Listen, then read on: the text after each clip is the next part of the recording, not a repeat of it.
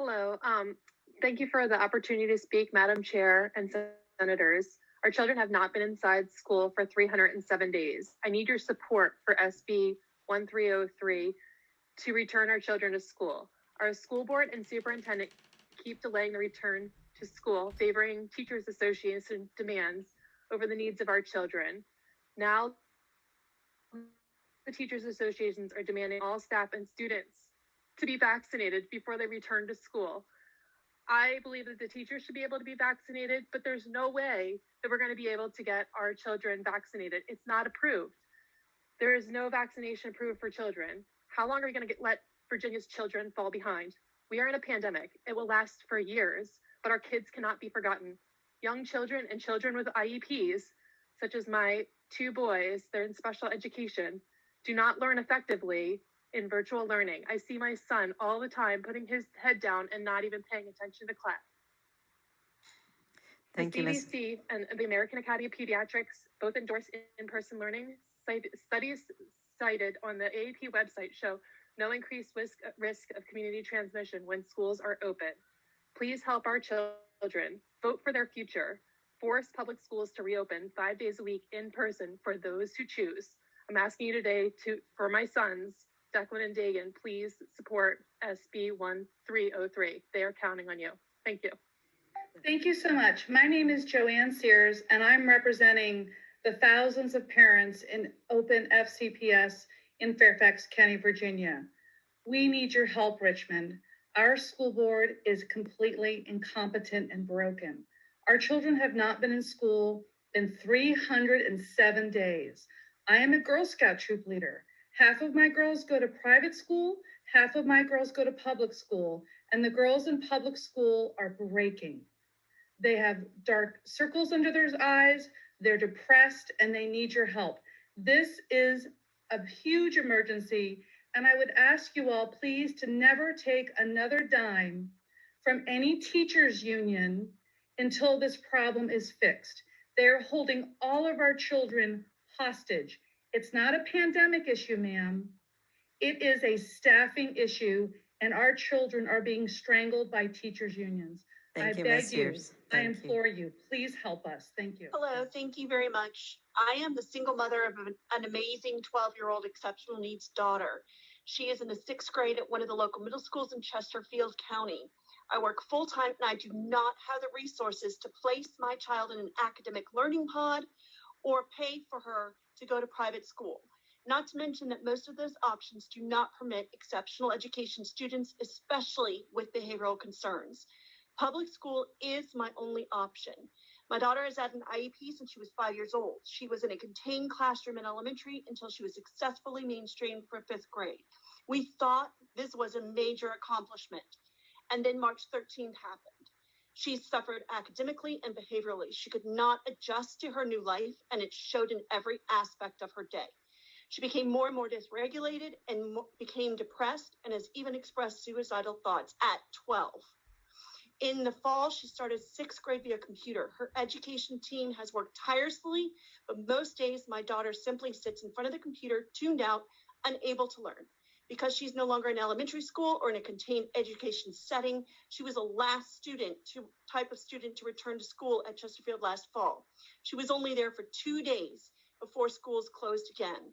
During those 2 days, she made friends. She was active and engaged. She loved every moment, and then it ended. Now, IEP students like her are being left behind again, especially in the middle and high school settings, as they are again the last students to return to school in our county. We need to get them back now. Thank you. Good afternoon. My name is Colleen Clemenson. Can you hear me? We can hear you. I'm a former Virginia Beach Public Schools teacher and a mother of 2 children in special education. In our back to school group, we have heard endless stories of students and teachers from all socioeconomic backgrounds, race, and nationalities having difficulties with school. Our particular school district's mission statement is broken into several parts, which all begin with our students, but the focus is no longer on our students. The opposing viewpoint suggests that those that are struggling, that we get our children help, that this is only for a little bit of time, that we all have to sacrifice. The cost of services and availability of services put many at a disadvantage. For example, families of students who receive services like OT, PT, speech, and ABA therapy in the school setting are not able to receive those services privately because most insurances will not allow families to double dip. If services are written in an IEP, then it is the expectation of schools to provide this service, and for some, it has been a nightmare. Many students are needing to seek help for mental health issues, but help is not available in person or virtually because providers no longer have openings. Stories of lower income students having to sit outside their homes on mornings when temps were in the 30s and 40s because their internet service was shut off due to lack of payment. They sat outside with their Chromebooks hoping to use the service from nearby community centers. Our districts are failing us. Supporters of 100% virtual learning say these are unprecedented times, and I say to them, we need to come up with unprecedented solutions for our students' issues and stop the whole children are resilient excuse or they are not behind. Because the fact is, yes, they are and will be behind. They are behind academically, socially, mentally, and emotionally as their peers who have been in school and in the public sector since the beginning of the year. Schools like in Texas, you, Ms. Florida, Clemenson. Indiana, who have been open this whole time. Thank you, Ms. And now- Clemenson. Good afternoon. I'm speaking today in support of 1303 that requires local school divisions to offer in-person learning. I am the daughter of a former teacher, and I'm a single mother of 2 elementary children in Henrico County. I would first like to say that our individual schools administration and my children's teacher this year have been doing amazing things given what we've all been facing. I know that they are working hard to try to engage our children. However, it is time for parents to have the option to send their child to school in person. Regardless of a parent's reason for wanting their children to return, parents know best for what their child needs. For all the children who are doing fine or great with virtual learning, this isn't about them. They have been given the option to always remain virtual.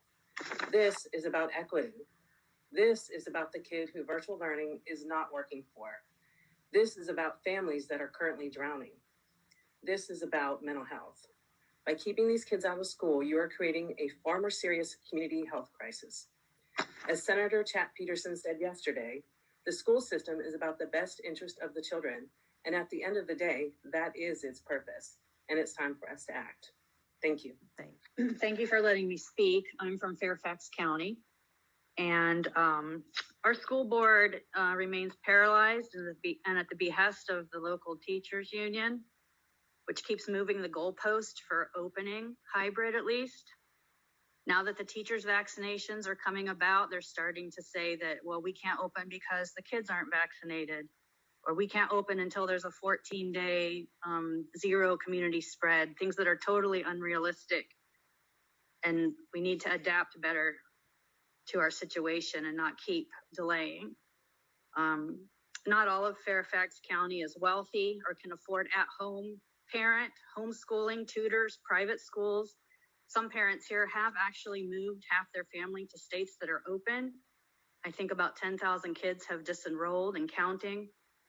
But not everybody's wealthy and can afford to do those things. There's worse things than a COVID infection for a child after a year at home and isolated. Reports of abuse have gone down, which is not a good thing. I think most of our parents here have remained silent because they think that the board is operating in good faith. But basically they have no spine and they're left to flounder under their union handlers. They could use some help in making the right decisions, and that's why I support this bill. Thank you. I'm in support of this bill because our school board is completely incompetent. And if the decision to reopen schools is left with our school board, they will be closed forever.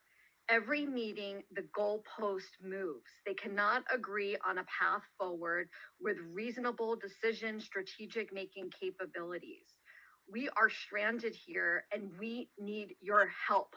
The school board refuses to answer our questions. Why are counties all over the country having 5 days of education and we have 4 days of virtual?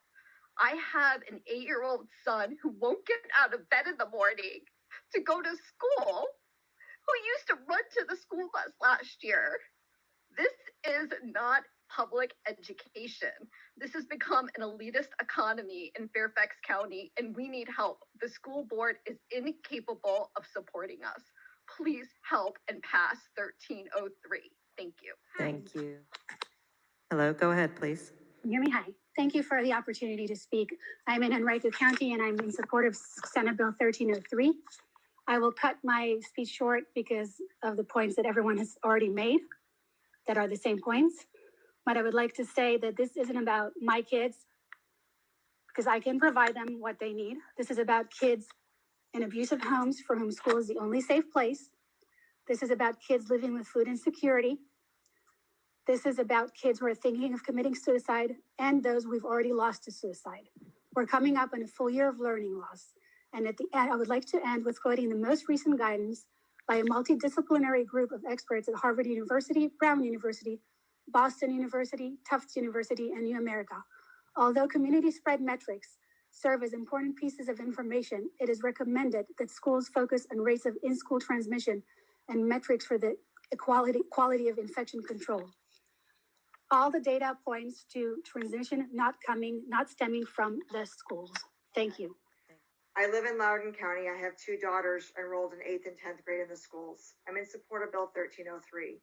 Our school board began phasing some students in disabilities in K through 5 in October through December, but then they chose to use the CDC indicators for the school decision making, but only using the 2 core indicators, which the CDC flat out says not to use as regulatory measures. As a result, despite our mitigation strategies having basically no transmission in 2 months, all of our students were pulled back to distance learning. At our school board meeting on Tuesday, instead of adopting the mitigation strategies consideration, they said that our schools would be out for at least 6 to 8 more weeks, if not longer, because 40 school nurses would be too busy giving vaccinations to teachers. There are no students in person. There is no plan to return them. There are, however, daycares and internet cafes inside the school buildings using county employees as supervisors. I would like the state to step in. Otherwise, I'm concerned that our students will not be in person either later this year or next year. Some families have pulled their students to go to private school. Some have moved out of state to educate their children. This shouldn't be happening. Most of us can't afford private schools. My husband and I are home and can help our kids. Thousands of students have no support. That's not equitable. It's not even close. Some of the classes just cannot be done. Our students need to be in person. I'm asking all of you to move forward with with Bill 1303. Loudoun County Public Schools is no longer prioritizing the importance of a proper education of our student. Without the state accepting it and helping, our students will fall through the cracks and the damage will be irreparable. Thank you so much. Hello, my name is Elise Davis. I'm a 9th grade student and athlete at Thomasdale High School. Recently, our community experienced the loss of a young lady who took her life. I didn't know her personally, so I can't imagine the pain her family and close friends are going through right now. Every social media platform is covered with pictures of her and messages about how her smile lit up the room and that her positive energy was contagious. No teen living through this pandemic can say it hasn't affected their mental health. She will never get married, have a kid, have a job. She will never get to experience the joys of life that her future could have brought for her. Everyone is so caught up in numbers and statistics that we are forgetting that everyone's mental health is suffering. It's happening in my household and all over. How much longer are we going to let COVID control our lives? While some households have a quiet space for working and a parent at home to help the younger kids, some don't. My mother is a single parent to 5 children and works. I find myself late to classes and missing instructions because I'm helping my 2nd grade special ed brother with his online school. My mother's at home as much as she can be, but she is the provider and must work. My education should not be at risk because of my family situation. On another note, school provides more than just an education. It provides social opportunities through clubs and elective classes. It also provides sports, which is good for students' physical and mental health. It provides them new opportunities for a career path by scholarships to send less fortunate students to college. Sports also provide a team and a support system to athletes. I may just be a high school student, but we are hurting and we deserve representation. Yes, thank you, Madam Chair. I really can't add a whole lot more to what these moms have had to say. These parents are great spokespersons for this bill. We support it here at the Family Foundation. And as a dad of 4 who has kids in school, I'm fortunate to be in a locality that does allow the choice for in-person. And I think that should be extended to other localities as well. So with that said, and in agreement with everything that has been said prior to me, the Family Foundation supports this bill. Thank you, Madam Chairwoman.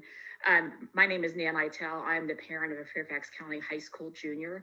And to reiterate many of the points, I'll be just very brief. In 307 days, our child has not seen the inside of a school or the face of a teacher on anything other than a screen. And that same time period, our Operation Warp Speed at the federal government has developed, tested, manufactured, and distributed a vaccine. In 1787, our founders wrote a constitution in 126 days, and Fairfax County Public Schools cannot get opened up. We desperately need your help, Richmond. Multiple scientific and medical sources and private and public school experience show school can reopen safely. And there is broad bipartisan agreement that kids should be in school buildings, including a commitment by the incoming Biden administration that reopening schools should be a first 100-day priority. But the federal government has no authority beyond its bully pulpit. And fortunately, you do under Article 8 of the Virginia Constitution. Remote learning is a failure. Fairfax County Public Schools are a failure, and they have failed every child. You are the last, best, great hope to save a generation of Fairfax County and Virginia students from the abject failure of the political leadership at the local level across the state of Virginia. Thank you, Hello, Nan. Madam Chairwoman. My name is Kathleen Friesen. I'm a parent of a third and first grader in Fairfax County Public Schools, as well as a software engineer. And in addition to all the many good points that have already been presented, I just want to say that the web tools that our schools are relying on are just utterly insufficient. Every single day when I'm able to be home, I'm an essential employee, but I'm typically out of the house. Something's crashing. Somebody's mic's not working. The education that superintendents think might be delivered is being left to tools that do not work, and we need to be in person because people work. Thank you very much. Yes, thank you for letting me speak. I am a hospice care provider at my CNA. My husband is also an essential worker. We have to work outside the home. I was fortunate to get a scholarship for my youngest child because she's only 8. We could not leave her alone. We will not be able to continue to pay for the remainder of that private school tuition next year. My 10-year-old and 12-year-old, we've had no choice to leave them alone doing virtual. My 10-year-old, my fifth grader, wraps himself in a blanket and has gone from being a straight A, healthy, happy, athletic, just a really popular kid, to wrapping himself in a blanket, laying on the floor saying he hates school and he hates life. My 7th grader has a 504 plan that has not been followed at all this year, and she is failing 2 classes. Our kids need to go back to school. Essential workers need help. We are tired. We were out in the community helping, and we need the schools to help us. Thank you. Thank you, Madam Chair. I'm Amy Kenyon, and I'm coming to you today from Henrico County. We have been held hostage here as well, like a lot of other people said, by our school board. I'm actually also coming to you. I am the mom to an 11-year-old son, and I currently don't even have a dog in the fight because when I saw how terrible virtual learning was last year, I made the decision in July to move him to private school. He's been attending private school since August in person, 5 days a week, 18 children in the class, and has been able to do so successfully. I would love for him to be able to go back to private school someday. So I just hope that y'all can please do the right thing because the school boards cannot, and everybody come together and get these kids back into school and just help us parents do that. Thank you.